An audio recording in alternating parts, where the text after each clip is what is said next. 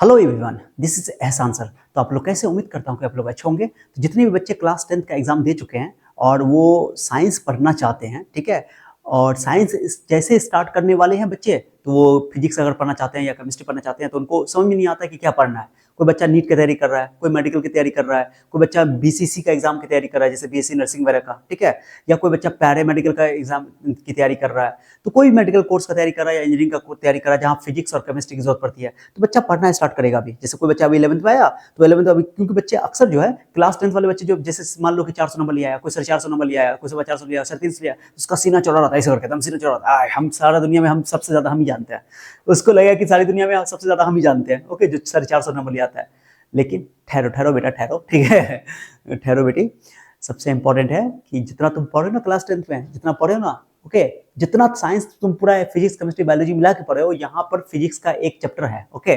तुमको डरा नहीं रहा हूँ, ये बता रहा हूँ कि पढ़ना बहुत है यहाँ पे, ठीक है, लेकिन बहुत आसान है। अगर तुमको कंसेप्चुअल पढ़ाया जाए, तरीका बताया जाए, तो वो सबसे आसान साइंस होता है। दुनिया का सबसे आसान सब्जेक्ट है फिजिक्स और केमिस्ट्री मेरे हिसाब से। अगर तुम मेरे पास आओगे, चैनल पर देखकर पता चल जाएगा तुमको कितना आसान है। आसान बनाने का मेरा काम है। अगर मैं आसान नहीं बना पाया तो तुम साइंस छोड़ देना, ठीक है, मैं तो पढ़ाना नहीं छोड़ूंगा, ठीक है, क्योंकि मैं 15-16 साल से पढ़ा रहा हूँ, ओके।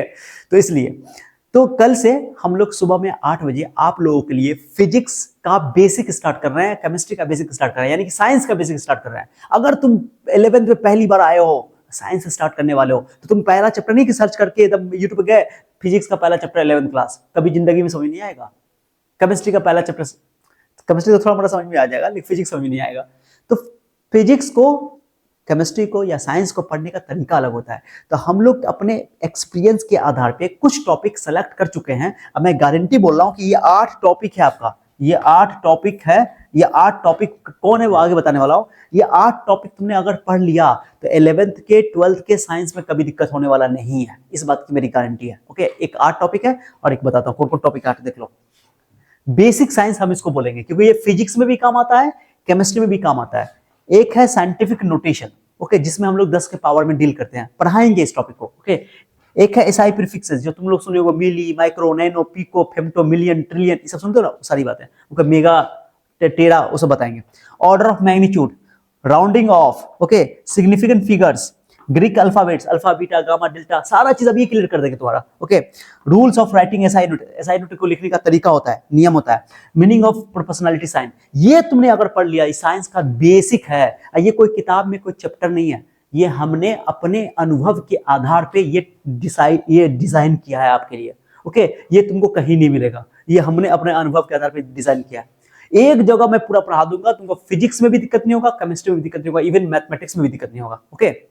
तुम सोचो कि तुमको अल्फाबेट पहले से जानते रहोगे, अल्फा, बीटा, गामा, डेल्टा, रो, ओके, साई, फाई, काई, सब तुम जानते रहोगे, ईटा, तो तुमको कभी दिक्कत ही नहीं होगा, क्योंकि तुम पहले ही ऑलरेडी तुम पढ़ चुके हो, ओके। प्रोपोर्शनलिटी साइन में बच्चों को साइंस में बहुत दिक्कत होता है कि जैसे भी डायरेक्टली प्रोपोर्शनल टू आई, तो प्रोपोर्शनलिटी साइन का क्या मतलब होता है। अगर तुमको आता है तो अच्छी बात है, और यहाँ पर तुमको पूरा चीज रिवीजन हो जाएगा। तो जो बच्चे 11th में आए हो, उनको ये बेसिक पढ़ना चाहिए। पहले बेसिक पढ़ लोगे, मैं गारंटी बोल रहा हूं, तो पढ़ने के बाद तुम देखना फिजिक्स तुम्हारा सबसे आसान हो जाएगा, केमिस्ट्री तुम्हारा आसान हो जाएगा। ये वो टॉपिक है जो फिजिक्स में भी कॉमन है, केमिस्ट्री में भी कॉमन है, ये समझो, ओके।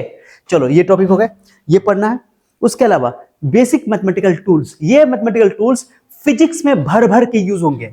11th 12th का फिजिक्स, जैसे 9th 10th का फिजिक्स पढ़े हो, 10th फिजिक्स पढ़े हो, तो ज्यादा न्यूमेरिकल नहीं बनाए हो, बट यहाँ पर थ्योरी में, न्यूमेरिकल में, सब में ये मैथमेटिक्स इस्तेमाल होने वाले हैं। इन मैथमेटिक्स के बगैर तुम्हारा कोई उपाय होने वाला नहीं है, ओके। यानी कोई बच्चा बायोलॉजी लिया है, सोच रहा है कि मैथमेटिक्स से मेरा जान बच जाए, नो, मैथमेटिक्स आपको पढ़ना ही पड़ेगा, इतना मैथमेटिक्स तो पढ़ना ही पड़ेगा। हाँ, ये है कि जो जिनका मेन मैथमेटिक्स होगा उनको ज्यादा पढ़ेंगे, ओके। तुमको ट्रिग्नोमेट्री पढ़ना ही पड़ेगा, ओके। जिस जिस सीक्वेंस में लिखा हुआ है उसी सीक्वेंस में हम पढ़ाएंगे तुमको, क्योंकि ये हमने डिजाइन किया अपने एक्सपीरियंस के आधार पे। ट्रिग्नोमेट्री हमने पढ़ा दिया, ट्रिग्नोमेट्री के बाद कोऑर्डिनेट ज्योमेट्री पढ़ाएंगे। ये 10th वाला कोऑर्डिनेट ज्योमेट्री तो है ही, इसमें 11th का भी टच आएगा, ठीक है, इसका इस्तेमाल इसमें करेंगे।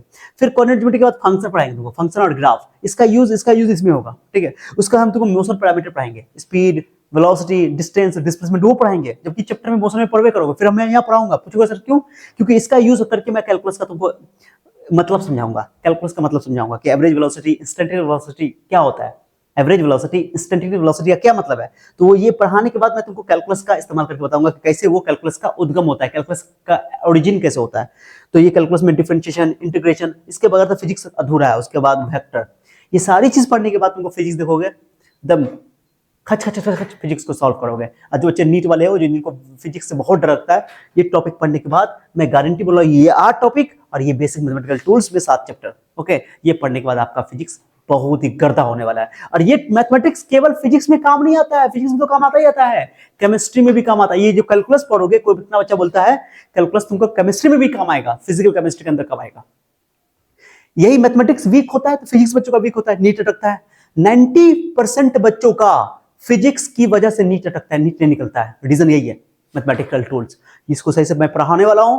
पहले तो हम लोग ये पढ़ने वाले हैं, ओके, 2-3 लेक्चर के अंदर इसको कंप्लीट करेंगे और उसके बाद डेली लाइव आकर पढ़ाऊंगा मैं। तो लोगों को डेली लाइव आकर के मॉर्निंग में 8 बजे, ओके, कुछ दिन बाद 7 बजे भी कर देंगे, ठीक है। तो 8 बजे लाइव आकर पढ़ाऊंगा ताकि तुम लोगों के सारे सवाल का जवाब दे सकूं, ठीक है। कोई चार्ज नहीं है इसका, फ्री ऑफ कॉस्ट लाइब्रेरी है, ओके। और ये उसका इसको स्टार्ट करेंगे, ओके गाइस। तो आप लोग जुड़ो टेलीग्राम में। तुमको 11th क्लास का मैं टेलीग्राम का ग्रुप का लिंक डाल दूंगा, तुम डिस्क्रिप्शन में जाकर के उस ग्रुप को ज्वाइन कर लो, तुमको ताकि नोट्स वगैरह सब मिल जाएगा वहां पे फ्री ऑफ कॉस्ट, ओके। उसके अलावा तुमको लाइव जुड़ना है। कल 8 बजे मैं आ रहा हूँ लाइव पढ़ाने, तुम लोग को बेसिक पढ़ाने के लिए, ठीक है, फिजिक्स पढ़ाने के लिए, साइंस पढ़ाने के लिए। और उसके अलावा जब मैथमेटिकल टूल्स से स्टार्ट होगा तो फिर मैथमेटिकल टूल्स में बात करेंगे। पहले बेसिक से पढ़ लेते हैं, उसका फिर मैथमेटिकल टूल्स पढ़ेंगे, ठीक है। तब चैप्टर पढ़ना फिजिक्स का, तब केमिस्ट्री का चैप्टर स्टार्ट करना, तो देखो उसका तुम्हारा बवाल हो जाएगा टॉपिक, ओके।